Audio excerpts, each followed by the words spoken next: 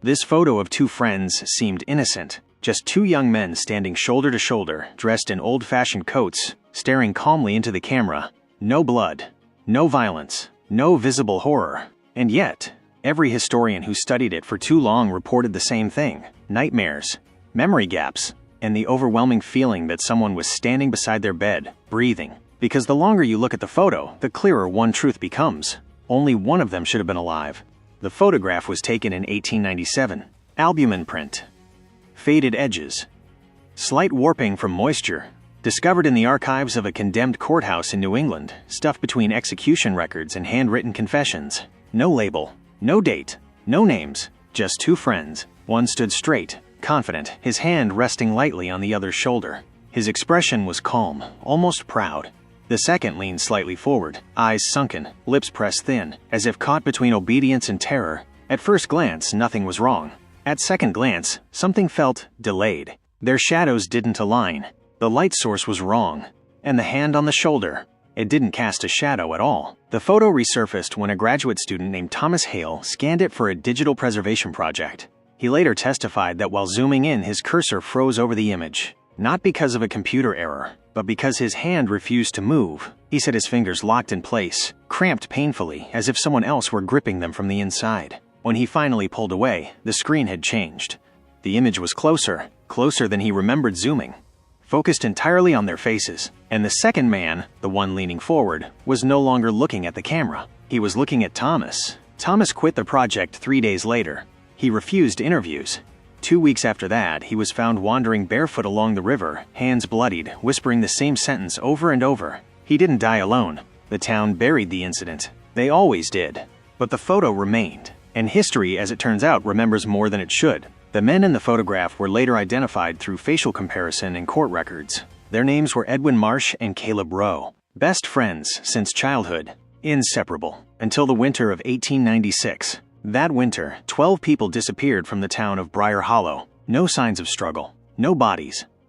No witnesses. Only one constant. Edwin and Caleb were seen together every single night someone vanished. They were questioned. Separately, repeatedly. Edwin answered calmly, confidently. He never hesitated. Caleb shook the entire time. Witnesses noted that Caleb's hands trembled uncontrollably during questioning. He kept rubbing his palms together as if trying to wipe something away. Blood, maybe, or memory. The sheriff at the time described Caleb as a man standing beside his own grave. Edwin, on the other hand, smiled. He insisted they were innocent, that they only walked at night because Edwin suffered from insomnia and Caleb didn't like being alone. When pressed further, Edwin said something strange. Some friendships, he said, don't end just because one of you crosses over. That statement was ignored until Caleb was found dead. Or at least, that's what the town believed. Caleb Rowe was discovered hanging in the old courthouse holding cell. No note. No signs of a struggle. Official cause: suicide by guilt. Edwin identified the body, signed the papers, attended the burial alone. 3 days later, the photograph was taken. Two friends. Standing together. Alive. The photographer, a man named Silas Green, later wrote in his journal that the sitting, quote, felt wrong. He described Edwin arriving alone, then pausing, turning to speak to someone not there. Moments later, Silas felt the room grow cold. He swore he saw a second figure reflected in the lens before the shutter clicked. Silas died 6 months later, hands bound together in his sleep by his own bedsheets, fingers broken as if someone had forced them into place. When modern historians examined the photo under infrared imaging, they discovered something the naked eye couldn't see. Handprints, dozens of them, layered beneath the image, pressed into the photographic emulsion as if someone had tried to claw their way out from inside the picture. And Caleb's eyes showed post-mortem clouding, which should have been impossible, unless the photo wasn't capturing life. But containment. As I learned all this, sitting alone in the archive room long past midnight, I felt the same sensation Thomas described. Pressure in my hands. A slow tightening, like someone gently reminding me how fingers are supposed to fold. I looked back at the screen. The photo had changed. Not dramatically, just enough. Edwin's smile was wider. Caleb's mouth was open slightly now, as if he was trying to speak. I told myself it was fatigue. I told myself old photos don't move. That was the first lie. The second lie was believing the photo was about friendship. It wasn't. It was about what happens when one man refuses to let the other die alone, and what that kind of love costs. Because the truth, the real truth historians uncovered too late, was this. Caleb Rowe did die in that cell. But Edwin Marsh never left him there. He carried him, kept him, bound him, and when the body began to decay, Edwin found another way to hold on. Photography at the time was believed to steal pieces of the soul. Edwin believed it could replace one. The photo was not proof of life. It was a doorway, and every time someone studies it, every time someone looks too closely, Caleb gets closer to stepping out, because he has been waiting over a century for someone new to stand beside his friend and hold still. The archive closed at midnight. I didn't notice. Time stopped behaving normally the moment I kept staring at the photograph. The glow of the monitor was the only light left in the room, pale and sickly, like moonlight filtered through dirty glass. Edwin Marsh and Caleb Rose stood there, frozen, together. I tried to look away. My eyes refused. A strange pressure crept into my hands, slow, deliberate, like invisible fingers wrapping around my own. My palms grew warm, then painfully cold. I clenched my fists, but my fingers resisted, bending inward against my will. On the screen, Caleb's fingers shifted. Barely. Enough. I pushed my chair back hard, scraping loudly across the floor. The sound echoed too long, bouncing around the room as if the walls were farther away than they should have been. The photo snapped back to normal. I shut the computer down and left without looking back. That night, I dreamed of winter. Snow falling endlessly over Briar Hollow. Footprints leading into the woods. 2 sets. One pair deep and confident. The other uneven, dragged, as if someone were being pulled. I woke with my hands clasped tightly together, fingers interlocked so hard my nails had drawn blood. The next morning, I returned to the archives. I told myself I needed closure. Context. Facts. The truth was simpler. Something in that photograph had already taken hold of me. I found Edwin Marsh's journal sealed in a box marked restricted, condition unstable. The pages were brittle, ink faded but legible. At first, the entries were ordinary. Notes about weather. Work. Caleb's jokes. Their walks at night. Then the tone changed. December 14th, 1896. Caleb says the cold follows him now. I told him it's just winter, but when he touched my arm, I felt it too. December 18th. They're watching us, not the townspeople. The others. Caleb says they gather when we sleep. He hears them counting. December 22nd. Caleb tried to leave tonight. His hands wouldn't stop shaking. I held them until he calmed down. I won't let him go alone. The final entry was dated the night Caleb killed himself. They think he's gone. He isn't. He's just quieter now. The body is a problem, but problems can be solved. Hands remember how to hold. I closed the journal slowly. That's when I noticed my hands were no longer shaking. They were perfectly still, too still. I flexed my fingers. They moved a half-second late. That evening, the scratching started in my apartment. Soft at first. Almost polite. Coming from inside the walls. Inside the floor. I tried music. Television. Anything to drown it out. Nothing worked. When I looked down at my hands, faint red marks circled my wrists. Like fingerprints. The photograph appeared again the next day. Not in the archive. On my phone. I hadn't downloaded it. It opened by itself. Edwin's hand was no longer resting on Caleb's shoulder. It was gripping it. Caleb's mouth was open wider now. Screaming. I dropped the phone. When I picked it up again, there was a new detail I hadn't seen before.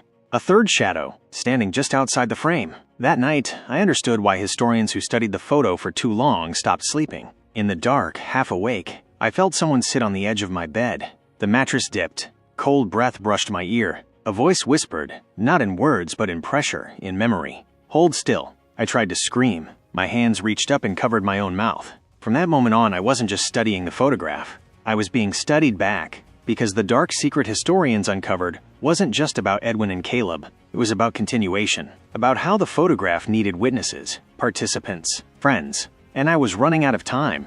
I stopped going home after that. Sleep had become dangerous. Every time I closed my eyes, I felt hands guiding mine, teaching them where to rest, how to grip, how to hold. The pressure was never violent. That was the worst part. It was patient. Familiar, like a friend correcting a mistake. I began sleeping in the archive instead. Old buildings understand things modern ones don't. The scratching followed me there too. It came from the stacks at night, from between the shelves where court records and death registers leaned together like tired bodies. Sometimes it sounded like paper being shuffled. Other times it sounded like fingernails counting wood grain. One night, while pretending to sleep at my desk, I heard footsteps. 2 sets. One steady. One dragging. They stopped behind me. I didn't turn around. I already knew who it was. A cold weight settled over my shoulders. Fingers, too many, overlapping, rested on my hands.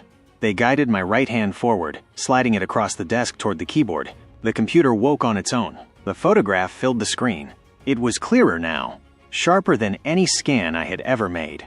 Edwin's face looked healthier, younger. His eyes shone with something close to relief. Caleb looked worse. His skin had taken on a grayish tone, lips split and dark, eyes wide and pleading. But his hands looked strong, alive. The fingers pressed flat against the inside of the image, as if testing the surface. The unseen presence behind me tightened its grip. He's tired. A voice pressed into my thoughts. He held on as long as he could. Images flooded my mind, uninvited. The holding cell. Caleb hanging, not dead, not yet. Edwin cutting him down, cradling his shaking body, whispering apologies. Hands wrapped around wrists to stop the tremors. Hands tightening when Caleb begged to be let go. Edwin didn't kill his friend. He saved him, over and over, even when saving meant not letting him die. I gasped, trying to pull away. The fingers around my hands forced them flat against the desk. On the screen, the image shifted again. The third shadow stepped closer, its outline sharpened. I recognized the shape of my shoulders. My stance. My hands. No, I whispered. The word came out wrong, slurred, as if my mouth had forgotten how to shape it. You understand him, the voice insisted. You stayed. You looked. You didn't turn away. That's when I realized the pattern. Everyone who suffered because of the photograph had done the same thing. They stayed. They looked longer than they should have. They didn't leave their friend alone. Thomas Hale. The photographer. The archivists before me. Even Silas Green, the man who took the original photo. He had stayed with Edwin that day longer than necessary. Listened. Witnessed. Held the moment. The photograph didn't curse people. It chose them. My hands began to move on their own, fingers aligning with the position in the image. My palms burned as if pressed against glass. The screen flickered. The archive around me faded. I was standing somewhere else. The courthouse. 1897. The air smelled of old wood and cold iron. Snow pressed against the windows. Edwin stood beside me, younger, solid, real. Caleb sat across from us, trembling. His hands shook violently now, veins dark beneath his skin. He stared at me with desperate eyes. Don't, he whispered. Please.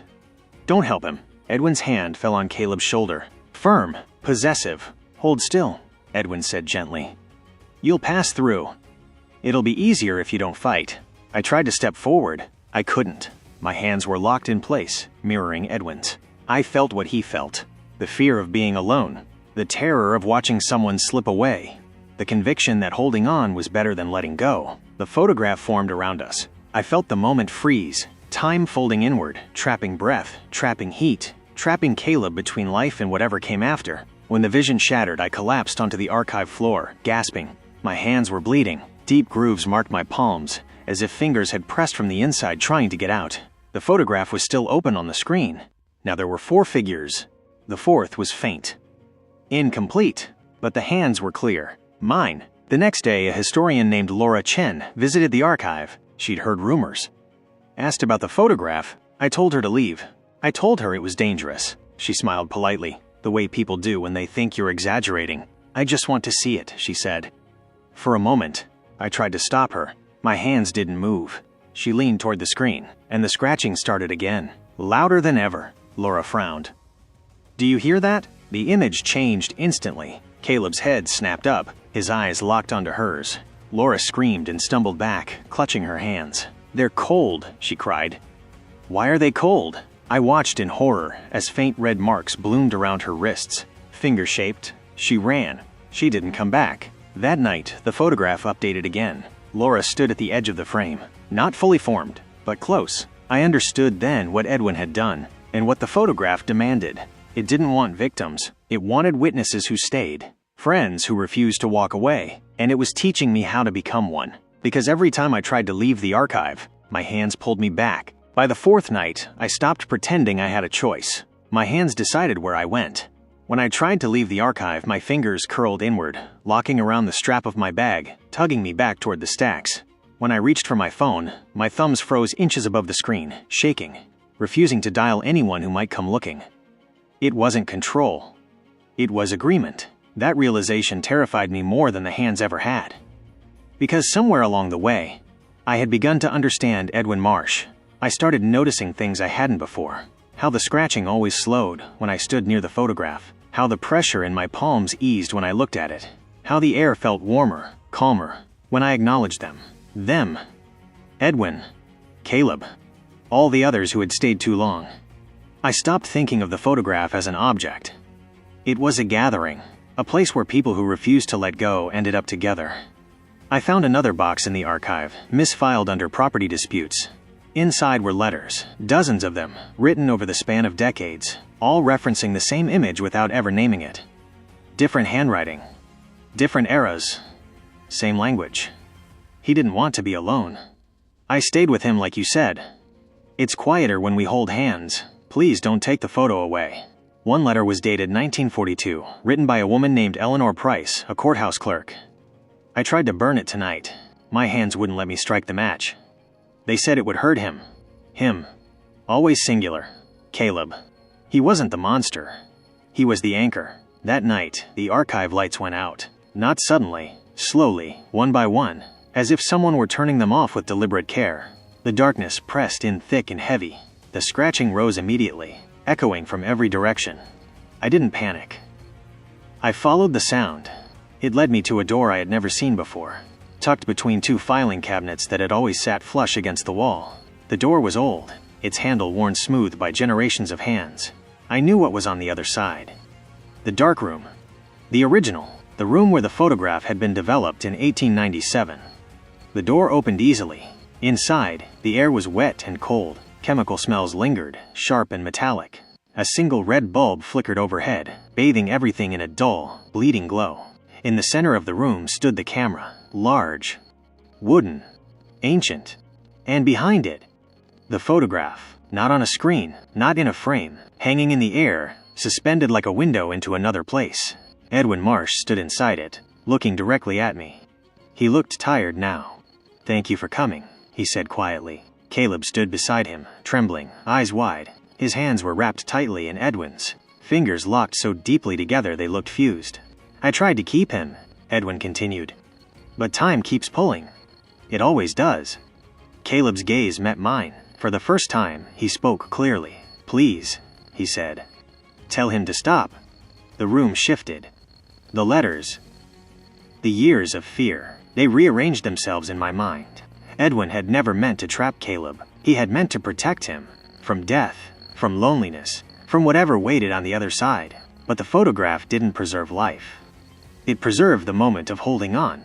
And that moment never ended. "You don't have to do this anymore," I told Edwin. My voice sounded strange in the room, as if it didn't fully belong to me. Edwin smiled sadly. "Someone always has to stay." The red light flickered violently. Hands emerged from the walls of the darkroom now. Dozens of them. Pressing inward, reaching for the photograph. For Edwin. For me. They were impatient. Hungry. Caleb cried out as the hands tightened around his wrists, pulling him backward. "No," he begged. "I want it to stop. I want to let go." The photograph began to crack. Fine fractures spread across its surface like frost. Edwin looked panicked for the first time. "If he lets go," he said, "we all fall apart." The truth settled heavily in my chest. The photograph didn't need witnesses anymore. Someone new to hold the moment together. Someone whose hands were already learning.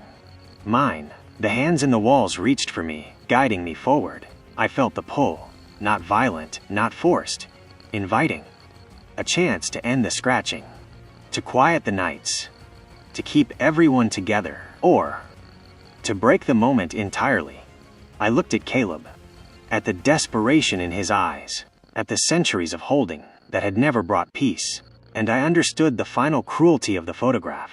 It never punished those who let go. It punished those who couldn't. My hands trembled. For the first time since all this began. They waited for my decision. My hands had never been quiet before. They had twitched, pulled, locked, reached. Now they waited. The darkroom breathed around us, walls flexing softly as if made of lungs instead of brick. The red light above flickered, bathing Edwin, Caleb, and the living photograph in a pulsing glow that felt like a heartbeat. Caleb was crying. Not loudly, not dramatically, just tears sliding down his face, his hands still trapped in Edwin's grip, fingers pressed together so tightly the skin had begun to split. "I'm so tired," Caleb whispered. I don't want to be held anymore. Edwin's jaw tightened. His hands shook for the first time. If I let go, he said, more to himself than to anyone else, you'll disappear. Caleb looked at him gently, almost lovingly. I already did. The words hit harder than any scream. The photograph shuddered. Cracks spread faster now, thin lines of white light leaking through them. The hands in the walls recoiled, scraping backward, confused, frightened. They had never reached this point before. I stepped forward. The cold intensified instantly, biting into my palms, my wrists, my bones. The hands tried one last time to guide mine into position, to make me take Edwin's place. I didn't let them. I reached out and touched Caleb's hand. It was freezing, but beneath the cold, I felt something else. Relief. Edwin shouted. Don't! I closed my fingers around Caleb's wrist, not to hold him, but to steady him. You don't need permission to let go, I said. Caleb looked at me, eyes wide. Then, slowly, he relaxed his grip. His fingers loosened. Edwin screamed as the connection broke. The sound wasn't human. The photograph fractured completely. The moment the hands separated, everything collapsed at once. The darkroom walls split open, hands tearing themselves free only to crumble into ash mid-air. The red light shattered. The camera fell forward, splintering against the floor. Edwin lunged for Caleb, but his hands passed straight through him. Caleb was already fading. His form softened, edges dissolving like breath in cold air. He smiled. Thank you, he said. And then he was gone. The photograph imploded, not exploded, folded inward, crushing itself into nothing, taking the years, the witnesses, the hunger with it. A rush of air blasted through the room, knocking me off my feet. When the silence finally came, it was real. No scratching, no pressure, no counting, just silence. I lay there for a long time, staring at my hands. They were mine again, fully mine. The archive reopened 2 days later. The darkroom was gone. No door, no wall seam, no record it had ever existed. The photograph was missing. So were every copy, scan, negative, and reference to it. Edwin Marsh and Caleb Rowe were listed in the records now the same way they should have been all along. One execution. One burial. No photograph. People asked why so many old letters suddenly made no sense. Why certain names vanished from footnotes. Why a few historians woke up with gaps in their memory and scars around their wrists they couldn't explain. I didn't answer. I left the archive for good. Years have passed since then. My hands healed completely. Most days, they're just hands. But sometimes, very rarely, I wake up holding nothing. Fingers curled gently, as if remembering the shape of another hand that used to be there. And when that happens, I remind myself of the truth that cost so many people so much time to learn. Not every bond should be preserved. Not every moment deserves to last forever. And love that refuses to let go turns into something else. So if you ever find an old photograph of two friends, if one of them looks like he's leaning just a little too close, if the shadows don't line up, don't stay. Don't look longer. And whatever you do, don't hold on.